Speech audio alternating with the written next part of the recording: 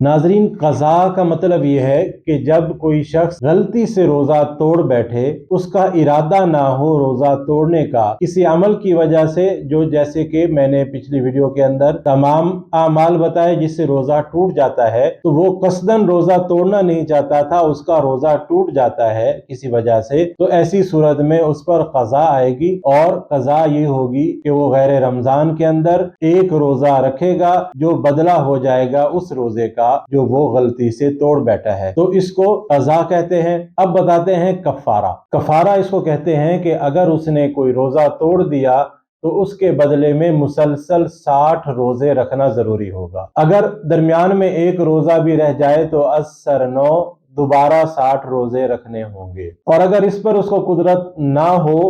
تو پھر وہ 60 مساکین کو کھانا کھلائے گا۔ 60 مسکینوں کو کھانا کس طرح کھلائے گا کہ اس کو ہر ایک مسکین کو ایک صدقہ فطر کے مقدار نصف سا یعنی 1.25 کلو گندم کے برابر اس کو قیمت ادا کرنی ہوگی۔ وہ اس انداز میں کہ ہر ایک مسکین کو اس حساب سے کھانا ملے، لیکن اگر اس نے کسی ایک مسکین کو 60 دن کا صدقہ فطر اکٹھا دے دیا روزے کے بدلے میں، تو ایسی صورت میں وہ ایک ہی مسکین شمار ہوگا، 60 نہیں ہوں گے۔ لہٰذا اگر ایک ہی مسکین کو کھلانا ہے تو 60 دنوں تک کھلانا چاہیے، ورنہ مختلف مساکین کو اکٹھا کر کے 60 مساکین کو بھی کھانا کھلایا جا سکتا ہے۔ اس کے بعد آتا ہے فدیہ۔ فدیہ کا مطلب یہ ہے کہ ایسا بڑھاپا کہ جو آخری سٹیج پر ہو، یا ایسا مریض جو آخری سٹیج پر ہو، وہ روزے رکھنے پر قادر نہ ہو، تو پھر ایسی صورت میں وہ شخص اپنی طرف سے کسی شخص کو فدیہ دے سکتا ہے، یعنی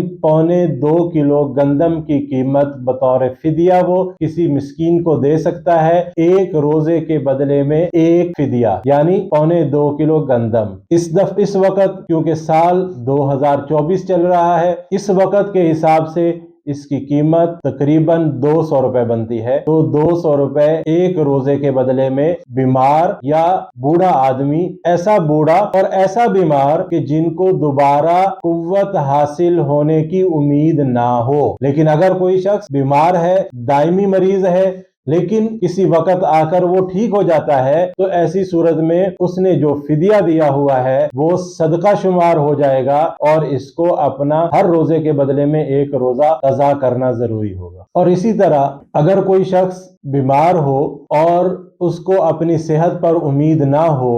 اور وہ اپنی جائیداد میں سے یہ وصیت کر دے کہ میری وفات کے بعد میں جو مال چھوڑ رہا ہوں اس مال میں سے میرے روزوں کا فدیہ ادا کر دیا جائے، تو ایسی صورت میں ورثاء پر لازم ہوگا کہ اس کے 1/3 وراثت میں سے